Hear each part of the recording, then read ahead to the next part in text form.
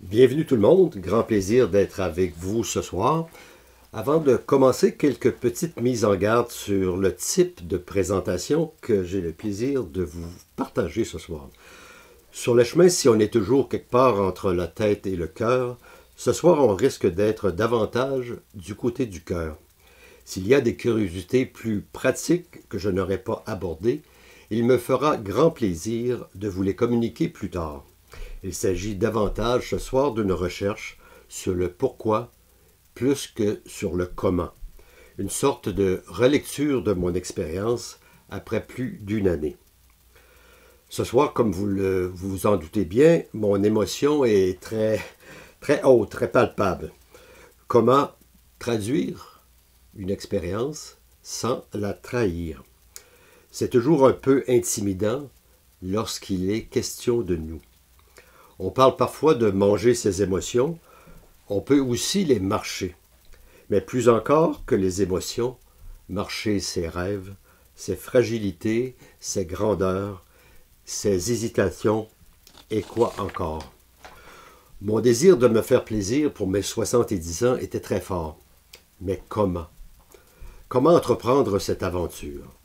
Sans le vouloir, Alain Fredette, membre de l'association à Montréal, m'a donné un coup de pouce. Lors d'une de nos marches sur le Mont-Royal, il me disait « Tu sais, Denis, une journée sur le chemin, c'est comme une année. » Eh oui, aller marcher sur les chemins de Compostelle, 70 jours pour mes 70 ans, pourquoi pas. Autre mise en garde que j'ai le goût de vous faire avant de commencer la présentation. Parfois, dans la façon de présenter l'expérience de mon chemin 2023, on pourrait croire que je cherchais l'exploit, comme si je me faisais une gloire de pouvoir marcher aussi longtemps à mon âge. C'est souvent d'ailleurs ce que les personnes rencontrées me laissaient croire. Incroyable, Denis, marcher si longtemps à ton âge, que tu es courageux, bravo, etc., etc.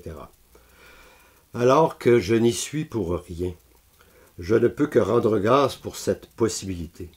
Je me trouve en effet bien chanceux d'avoir moyens, santé et temps pour entreprendre cette aventure.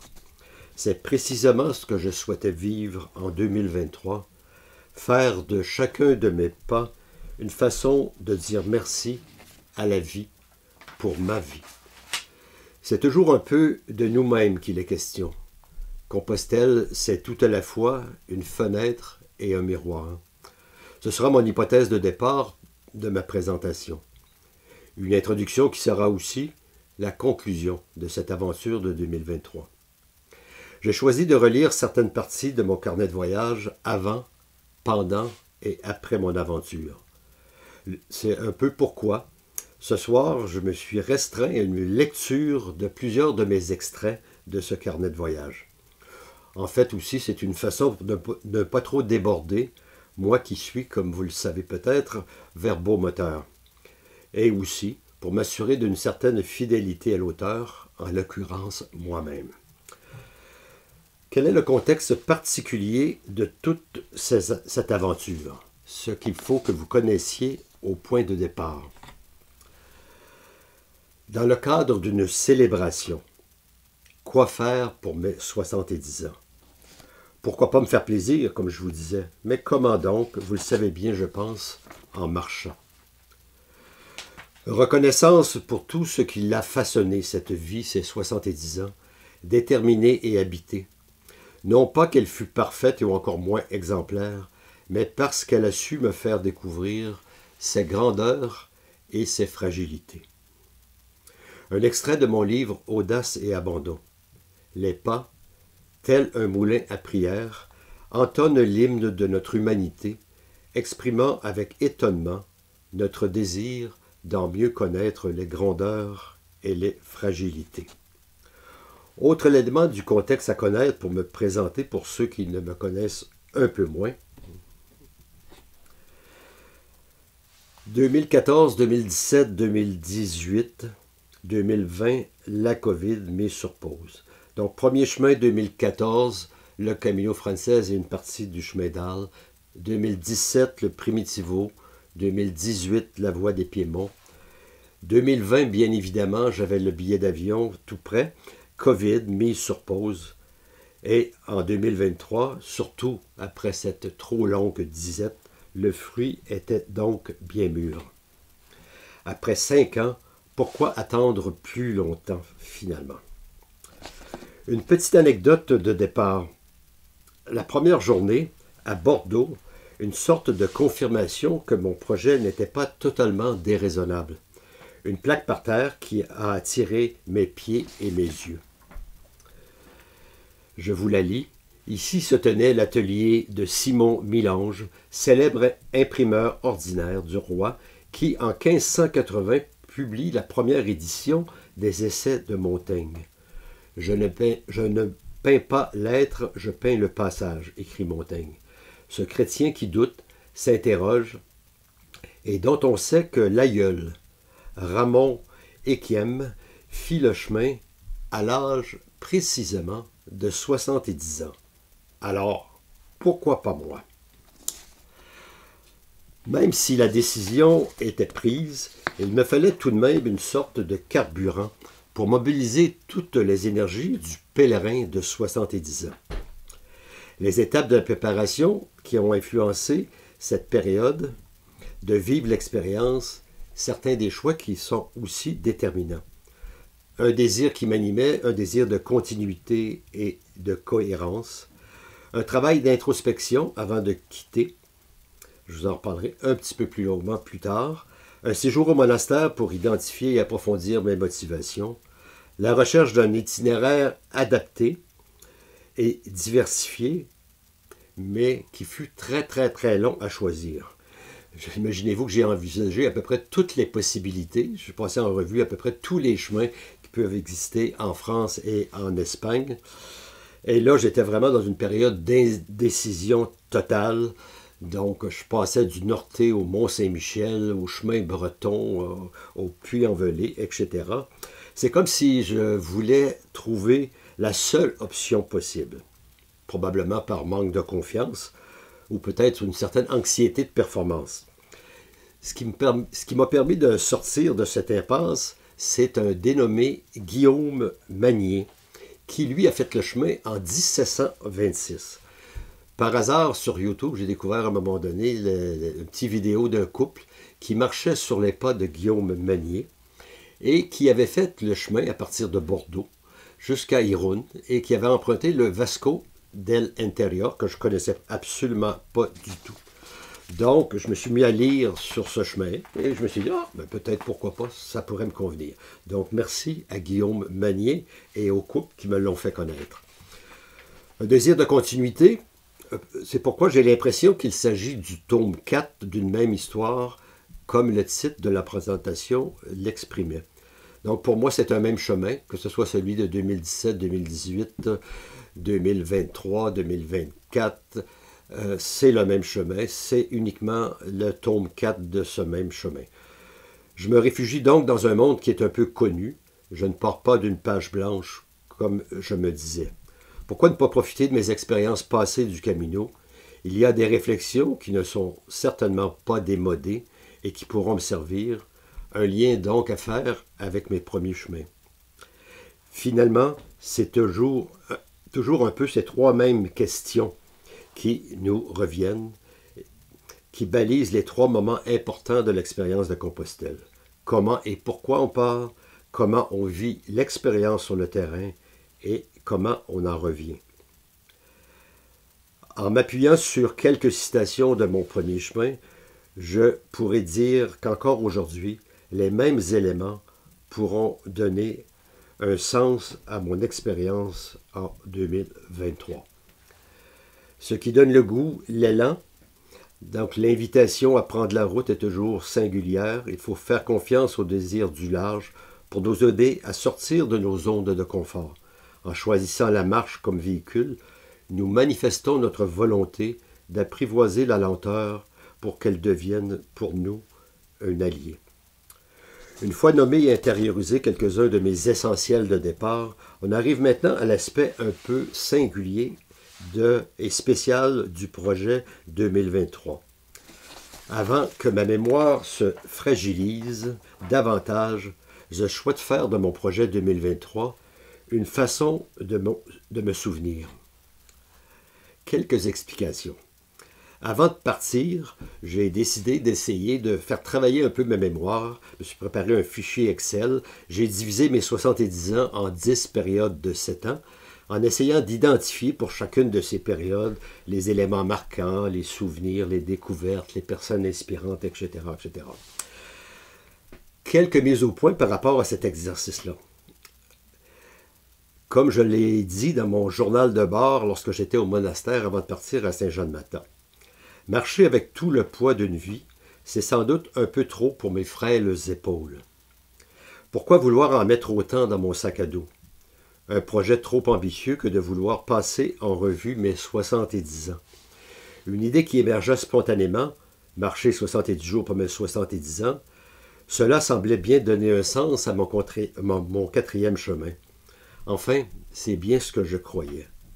Cependant, il a toujours été clair que je ne souhaitais pas vivre 70 jours sur le chemin en faisant un quelconque bilan de vie. Je souhaitais faire le travail avant de partir, afin de me libérer de cette démarche trop réflexive, prisonnier de mon intellect que je suis trop souvent. Compostelle pour moi est autre chose, une expérience qui veut m'amener ailleurs, une expérience qui m'invite dans des espaces plus méditatifs et plus poétiques, une façon d'apprivoiser le mystère. Nous essaierons maintenant de répondre brièvement à la question en quoi un séjour au monastère pouvait servir à ma préparation pour une expérience de Compostelle. Il faut dire que cela devient presque une tradition pour moi, d'associer un séjour au monastère à mes aventures vers Compostelle. Ce n'est certainement pas un hasard si je me retrouve dans ces ambiances plus spirituelles, en guillemets. C'est d'ailleurs un fil conducteur de plusieurs des épisodes de ma vie. Juste pour vous expliciter un petit peu, j'ai étudié en théologie, j'ai vécu dans une communauté de base, donc l'élément religieux ou recherche de sens, recherche de spiritualité a toujours été un peu omniprésent dans ma vie. C'est un peu, dans le fond, comme une invitation à laquelle je n'ai pas pu ou su totalement répondre. Je me trouve un peu, au terme de cette longue recherche de spiritualité, un peu comme un orphelin. C'est un peu comme si je me sentais étranger d'une expérience qui pourtant continuait et continue de m'appeler. En faisant précéder mes chemins de l'ambiance monastique, je cherche sans doute à insuffler à mes expériences de Compostelle certaines des qualités propres de la vie contemplative. Le cas de Val-Notre-Dame est particulièrement parlant et peut certainement se rapprocher de nos élans vers Compostelle. Avant toute chose, la vie du moine se déroule avec lenteur, invitant à habiter l'instant présent pour y découvrir un peu de l'essentiel de ce qui est et de ce que nous sommes. Une vie toute consacrée à la recherche du plus grand que soi et toute tournée vers l'intériorité. Le cadre de ce monastère est aussi très particulier. En pleine nature, entouré de sentiers, les moines ont fait preuve de beaucoup d'audace lorsqu'ils ont déménagé d'Oka vers leur nouveau lieu, et ce, après 120 ans. Une communauté en perte de vitesse, avec des moines vieillissants, qui semblaient promises à un avenir des plus sombres. Cependant, fidèles à leur histoire et en cohérence avec leur mission, ces hommes ont su placer la confiance et l'avenir à l'avant-plan pour déterminer leur choix. Capables d'émerveillement, ils ont voulu rendre hommage à la beauté du monde, et ce, même si ça ne devait être que pour une dernière fois. Partir pour Compostelle à 70 ans relève un peu de la même folie. On est en droit de se demander si ce ne sera pas pour la dernière fois. On voit bien par ce choix du monastère que la spiritualité et le religieux rôdent toujours, même si j'ai l'impression de tout faire pour l'éloigner. Le choix de vie, les relations, les étourderies, tout le bruit ambiant ne font qu'accentuer mon désir de silence et ma soif d'absolu. Mes expériences de Compostelle et de l'Association du Québec à Compostelle, qui y est associée, constituent comme une communauté qui se crée et se recrée depuis 10 ans. Ces deux expériences sont pour moi une source de beaucoup d'espérance.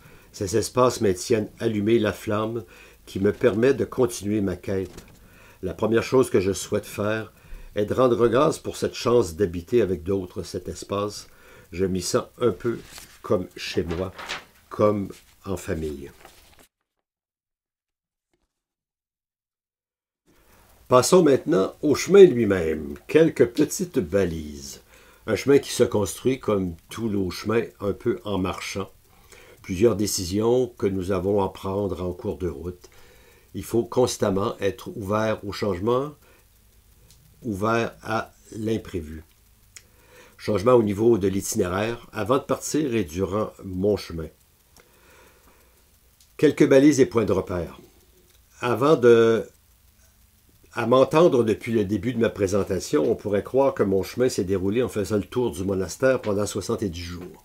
Et non, chers amis, rassurez-vous, je suis bel et bien parti le 2 juillet 2023, croyez-le ou non. Quelques faits marquants au niveau de la préparation. Donc, un élément nouveau par rapport à mes autres chemins. Donc, l'apnée du sommeil. Le diagnostic d'apnée du sommeil a fait en sorte que j'ai dû trimballer une petite machine, changer mon sac à dos, etc. Donc, ça a un peu modifié la période de préparation. Pour le reste, donc, étant donné que j'étais à mon 4e chemin, il y a des choses qui étaient déjà connues, que j'ai dû simplement me rappeler et réactualiser. Au niveau de l'hébergement, ravitaillement, élément peut-être nouveau depuis la COVID, l'engouement pour la réservation s'est beaucoup déplacé. Donc, la nouveauté, d'une certaine façon, c'est qu'avant ça, les lieux très achalandés étaient les auberges municipaux, paroissiaux, communautaires, associatifs, alors que depuis la COVID, les gens, étant donné qu'ils ont le désir de réserver, et qu'en Espagne, dans ces gîtes-là publics, on ne peut pas réserver, donc c'est les gîtes privés qui étaient complètement saturés et pleins. Et donc, ça a un peu changé la perspective par rapport à mes autres chemins. Moi, je continue de préférer les gîtes publics. Donc, je me retrouvais dans une situation qui était très favorable. Donc, c'était les gîtes qui étaient les moins achalandés en 2023. Autre élément nouveau en Espagne, c'est que de plus en plus souvent, les municipalités confient la gestion de leurs gîtes, donc des gîtes municipaux, à des commerces dans les bars. On pourrait croire que c'est un handicap, au contraire, c'est un avantage, à mon avis, parce que souvent, les municipalités n'avaient pas ce qu'il fallait pour gérer leurs gîtes. On se retrouvait à devoir aller chercher la clé auprès des secrétaires, alors que si ça a lieu dans un bar, ça permet une certaine mixité. Donc le bar, c'est le lieu de rassemblement du village, et donc les gens du village rencontrent les pèlerins rencontrent les gens du village, et souvent, les bars ont une infrastructure mieux organisée pour recevoir, pour offrir l'hébergement, la restauration aux pèlerins. Donc moi, je trouvais que c'est un avantage, et c'est vraiment une tendance assez forte au niveau de l'Espagne. Une des réflexions que je me suis fait aussi, je pense qu'il faut dépasser la catégorie un peu simpliste, privé-public. Souvent, les gens disent, bon, d'un côté, il y a les gros méchants privés, puis de l'autre côté, il y a les bons publics. Moi, je pense qu'il faut vraiment dépasser ces catégories-là. Bon, dans la sphère publique, il y a énormément de variétés de gîtes. Moi, je préfère de loin, en général, les gîtes qui sont gérés par des associations de pèlerins. Donc, ils ont une bonne connaissance de ce que c'est la vie d'un pèlerin, etc. Et il y a parfois des gîtes privés qui fonctionnent comme des gîtes tout à fait ouverts et où il y a des gens absolument extraordinaires qui gèrent les gîtes privés. Donc, il faut éviter de stigmatiser et de polariser privé-public. Gestion de la vie quotidienne, donc les gens me prévenaient, c'était en juillet, bien évidemment. Donc les gens disaient que ça va être terrible la canicule. Il y avait eu une canicule assez forte la veille, l'année d'avant, c'est-à-dire agréablement surpris. Donc, il n'y avait pas de canicule, mais en même temps, il y a moyen de gérer son chemin pour éviter la période de canicule. Étant donné qu'on est en juillet, il fait clair beaucoup plus tôt le matin. Donc, tu pars tôt. Tu pars à la clarté, à 6h ou 6h15. Tu arrêtes de marcher à midi, midi et demi. Donc, par exemple, pour la Meseta, je partais le matin, il faisait 7 degrés. Durant la nuit, ça baisse beaucoup. Donc, j'ai pas eu de gros problèmes de chaleur, à peu d'exceptions près au niveau des étapes.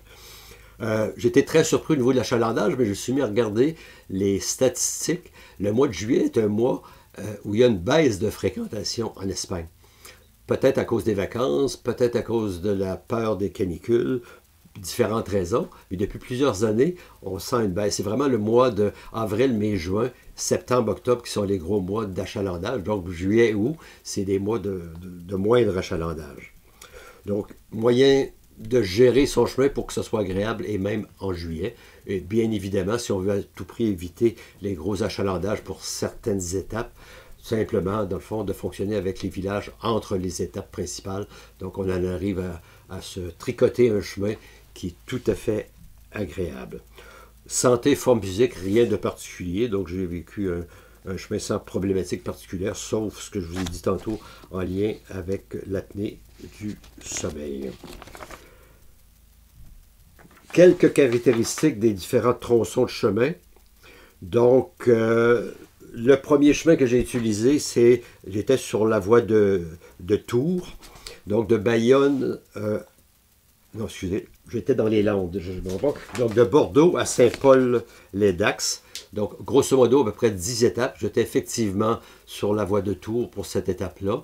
J'étais davantage dans la portion qu'on appelle les Landes. Donc, quand tu es dans les Landes, tu traverses des forêts de pins à perte de vue. L'impression d'être un peu comme sur la Meseta, parce que c'est assez plat en termes de dénivelé. C'était une expérience fort intéressante. Donc, deuxième étape, c'était entre Bayonne et Irun. Étant donné que j'avais un peu renoncé, parce que le chemin, avant que je choisisse de faire le Vasco de l'intérieur, il était question que je fasse le Norté. J'ai décidé pour toutes sortes de raisons de ne pas le faire parce qu'en juillet, c'est vraiment une période de tourisme très intense, particulièrement dans la zone entre Irun et Santander. Donc, c'est le paradis des surfeurs et tout. Donc, j'ai décidé, surtout quand j'ai découvert cette option, cette alternative-là du Vasco de l'intérieur, j'ai décidé d'opter. Donc, je me dis, Bayonne, Irun, je vais me faire plaisir en marchant sur le bord de la mer, étant donné que j'avais renoncé au Norté. Ça compensera un petit peu pour 4 étapes, là, du deuil que je faisais de cette proximité avec la mer. La troisième, il ne faut pas que je me... C'est ça. Excusez, au niveau des diapositives, une petite erreur. Donc, Bordeaux-Saint-Paul, j'en ai parlé tantôt. Dans les Landes, Bayonne et Irun, je viens d'en parler. Le Vasco de l'intérieur, maintenant. On se retrouve avec 10-12 étapes pour ce chemin-là. C'est un chemin de très grande solitude. Donc, petite anecdote, quand je suis arrivé au gîte d'Irun, 60 pèlerins, 60 places. Donc, je parle un peu avec l'hospitalier. J'étais le seul qui se dirigeait vers le Vasco de l'intérieur. Les 59 autres allaient sur le Norté. Et là, l'hospitalier, pour me rassurer, il dit « Ah, il me semble que la semaine dernière, il y a quelqu'un d'autre aussi qui a marché sur ce chemin-là. » Donc, on l'appelle aussi la Via Bayona, Vasco de l'intérieur, ou encore le Camino du tunnel Saint-Andrian. C'est une ancienne voie romaine qui faisait le trajet entre Bordeaux et Astorga. C'était la voie romaine numéro 34. Quelques vestiges de cette voie romaine-là sont encore visibles et présents sur ce bout de chemin-là. Au milieu du Moyen-Âge, ce qu'il faut savoir, c'est que les gens, particulièrement du sud-ouest de la France et des pays basques espagnols, empruntaient pour se rendre à Santiago. On est en plein cœur du Pays basque espagnol. On est aussi dans une vallée qui crée un mur avec sa chaîne de montagnes là, entre deux parties du Pays basque espagnol. On traverse par le tunnel Saint-Andrian pour arriver sur l'autre plateau, donc à proximité de Zegama. Donc, la capitale de cette région-là, c'est Vitoria-Gasteiz. Il y a une rivière, la rivière Auria, sur 50 km. C'est une région où il y a beaucoup de randonnées. Il y a aussi beaucoup de bergers, beaucoup de moutons. C'est absolument extraordinaire. Lorsqu'on arrive un peu plus loin vers la 10e étape, on a deux options. Soit qu'on bifurque vers Santo Domingo de las Casadas, ce que j'ai fait, ou encore on peut aussi se diriger vers Burgos, dans un village qui s'appelle la Puebla de Arcazón.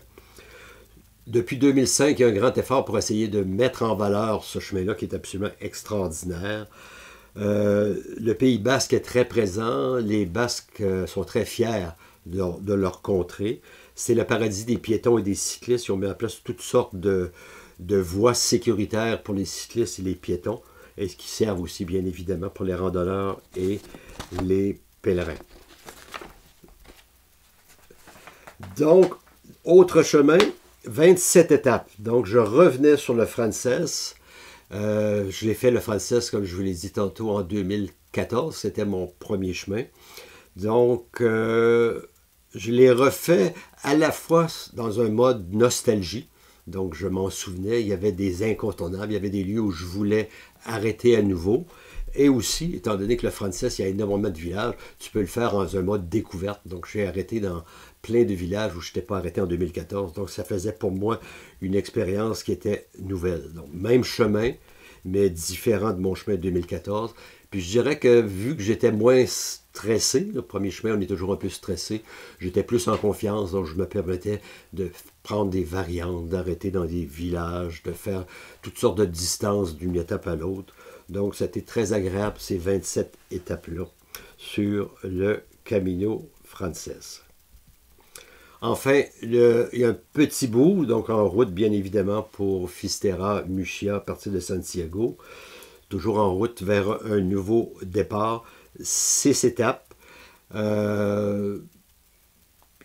Toujours aussi extraordinaire. Bon, je commence toujours comme je l'avais fait en 2014 et en 2017 par Muxía pour me rendre ensuite au kilomètre 0 vers Fisterra. Enfin, les gens qui ont le sens des mathématiques, ils vont dire, bon, ouais, mais Denis, là, les étapes que tu nous as données, tu n'arrives pas à 70 jours? Ah ah! J'avais décidé à la 62e journée. Pourquoi la 62e journée?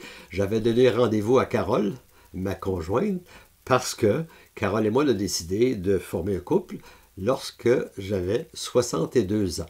Donc, on s'est retrouvés à Porto à ma 62e journée de marche. Et pour le reste, on a marché ensemble au Portugal. On a marché beaucoup plus que 8 jours. Donc, ce qu'on faisait, par contre, ce n'était pas une marche en continu sur les chemins de Compostelle. On avait identifié des régions qu'on voulait découvrir au Portugal.